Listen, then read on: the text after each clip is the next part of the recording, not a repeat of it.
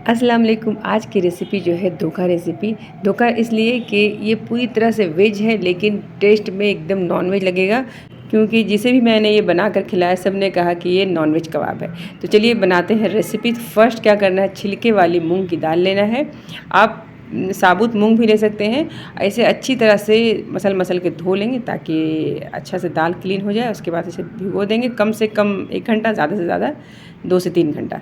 अब इसमें एक चाहिए चुकंदर यानी बीट रूट, इसे छील के छोटा छोटा टुकड़ा में कट कर लेंगे। ये मसाले हैं, लाल मिर्ची 2 है, 1 से 1.5 इंच अदरक का टुकड़ा लेंगे छील करके, और इसमें 1 लहसुन देंगे यानी कि 15 से 20 जई लहसुन, काली मिर्च, ज़ीरा, 1 से 2 पिंच हींग। दाल में हींग डालते हैं तो दाल आसानी से पचता है, जायका भी अलग होता है। अब इसमें भीगा हुआ दाल डालेंगे, नमक डाल देंगे, सारा मसाला दाल नमक सब डाल के इसे जितना हो सके उतना बारीक पीस लेंगे। बिना पानी के है तो थोड़ा सा दरदरा पिसाएगा। अब इसको एक बाउल में ट्रांसफ़र करेंगे। इसमें डालेंगे पुदीना, हरा धनिया, हरी मिर्च और प्याज। इतना ही मसाला, ज़्यादा झंझट इसमें नहीं है। पुदीने की पत्ती है, 1 मुट्ठी हरा धनिया है, वैसे 1 से 2 हरी मिर्च। छोटे बच्चे हैं तो आप हरी मिर्च स्किप भी कर सकते हो। और इसमें प्याज 1 मीडियम साइज़ का जाएगा।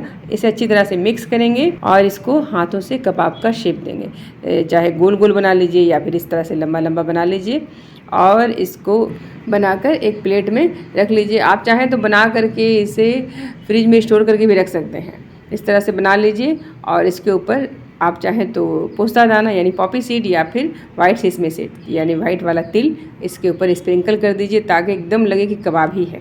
ये रेडी हो गया है। अब गरम गरम तेल में एक एक करके छोड़ते जाना है और इसको डार्क गोल्डन ब्राउन फ्राई करेंगे। इसमें चुकंदर है तो जाहिर है थोड़ा डार्क करना है। मीडियम टू हाई फ्लेम पे इसे डीप फ्राई करेंगे। आप चाहें तो तवे पे भी इसे सेक सकते हैं कम से कम तेल में। और ये आप दावत में या अभी अफ्तार पार्टी में आप बना दीजिए, बिरयानी के साथ रख दीजिए।